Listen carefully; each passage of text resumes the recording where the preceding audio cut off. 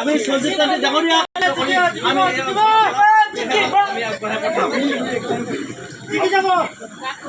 হাত চাপৰ দিয়ক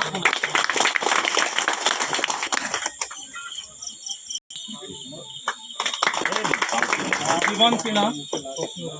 মাধৱ সিনহা আমি মানে অধিসূচনা জাৰি হোৱাৰ আগৰ পৰাই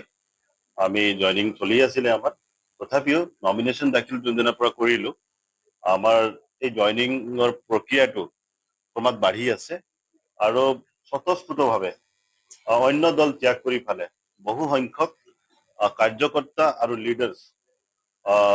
আমাৰ দলত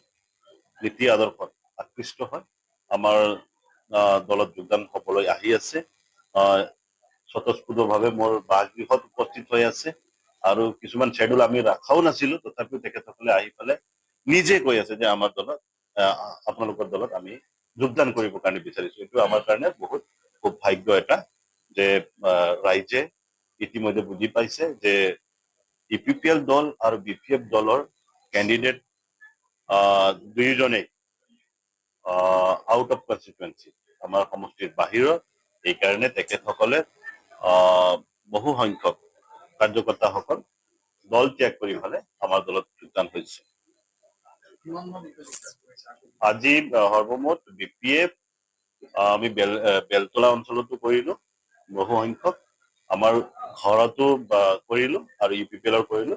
সৰ্বমুঠ আমি 150 আজি এপ্ৰক্সিমেটলি 150 জনক আমি দলত আমি আদৰি লৈছো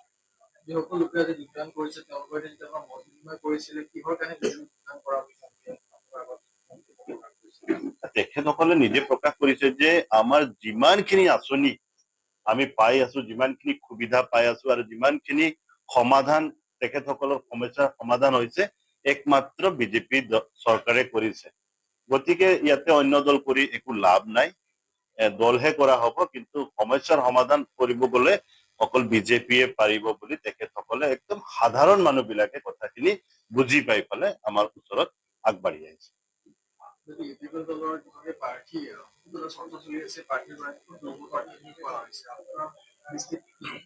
হয় কি কৈছে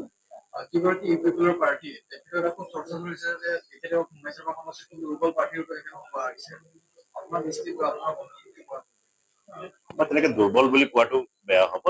তেখেতে এজনী ভাল নেত্ৰী হয় আমাৰ সমাজক বহুত ভাল নেতৃত্ব প্ৰদান কৰিছে বহুত আগৰ পৰা কিন্তু এই দলৰ যে নীতি আদৰ্শ আৰু কাম কাজ চাই ফালে সেই ক্ষেত্ৰত কিন্তু বিজেপিক তেখেতসকলে কেতিয়াও শ্বেয়াৰ পেলাব নোৱাৰে বহুত গুণ ওপৰত বিজেপি আছে সেইকাৰণে জনসাধাৰণে বুজি পাইছে আৰু কেণ্ডিডেটৰ ওপৰতো বহুত কথা আছে দুৰ্বল বুলি কোৱাটো ভুল হ'ব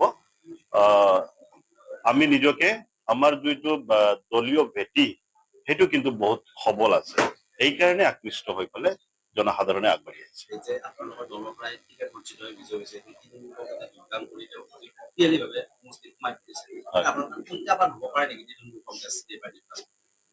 তেখেত বিজয় বৈশ্যই এইটো গণতান্ত্ৰিক প্ৰক্ৰিয়াৰে তেখেতে তৃণমূল হৈ পেলাই খেলি আছে ইতিমধ্যে তেখেতৰ লগত থকা যিসকল ব্যক্তি আছে আমাৰ লগত যোগাযোগ কৰিলেই আৰু ক'লে যে হয় নিৰ্দলীয় খেলিলেও আমি কমচে কম ছাপোৰ্ট কৰিলো হয় তৃণমূল যোৱাৰ কাৰণে আমি কিন্তু কেতিয়াও ছাপোৰ্ট নকৰো তেখেতক বুলি ভাঙনটো ষ্টাৰ্ট হৈ গৈছে আৰু এসপ্তাহৰ ভিতৰত তেখেতৰ পিছফালে যিকেইটা আছিলে গোটেইখিনি খালী হৈ যাব